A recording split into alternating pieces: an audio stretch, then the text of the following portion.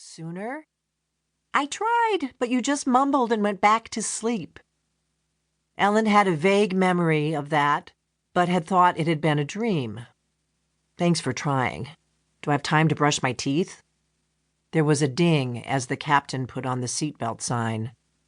I'm afraid not. Ellen looked out the window of her government jet, which she jokingly called Air Force 3.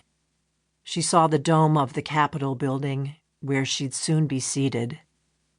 She saw herself in the reflection, hair askew, mascara smeared, clothing disheveled, eyes bloodshot and burning from her contacts. There were lines of worry, of stress, that hadn't been there just a month earlier at the inauguration, that bright, shiny day when the world was new and all seemed possible. How she loved this country, this glorious broken beacon. After decades of building and running an international media empire that now spread across television networks and all news channel, websites, and newspapers, she'd handed it over to the next generation, her daughter, Catherine.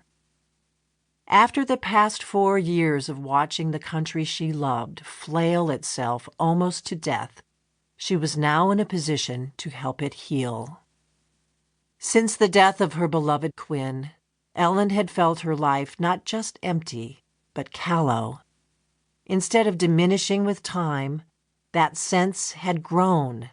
The chasm widening, she increasingly felt the need to do more, to help more, to not report on the pain, but do something to ease it, to give back. The opportunity had come from the most unlikely source, President-elect Douglas Williams. How quickly life could change. For the worse, yes, but also for the better. And now Ellen Adams found herself on Air Force 3 as Secretary of State for the new president. She was in a position to rebuild bridges to allies after the near-criminal incompetence of the former administration. She could mend vital relationships or lay down warnings to unfriendly nations, those that might have harm in mind and the ability to carry it out.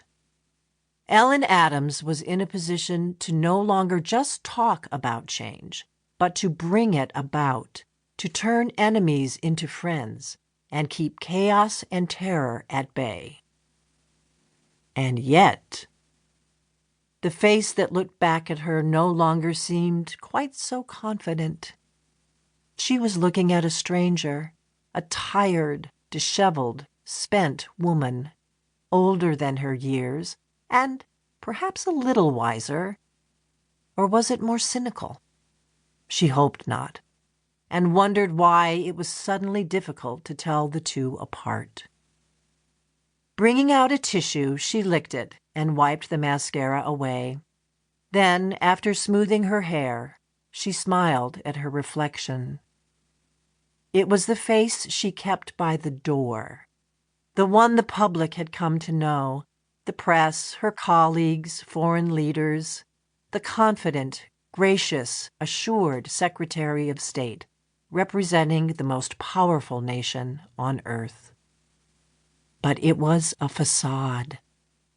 Ellen Adams saw something else in her ghostly face, something ghastly she took pains to hide even from herself. But exhaustion had allowed it to swarm over her defenses. She saw fear, and its close kin, doubt. Was it real or counterfeit? A near enemy whispering she was not good enough, not up to the job, that she would screw it up, and thousands, perhaps millions of lives would be jeopardized? She shoved it away, recognizing that it was unhelpful. But it whispered, even as it receded, that didn't mean it wasn't true. After the plane landed at Andrews Air Force Base, Ellen had been hurried into an armored car to read more memos, reports, emails.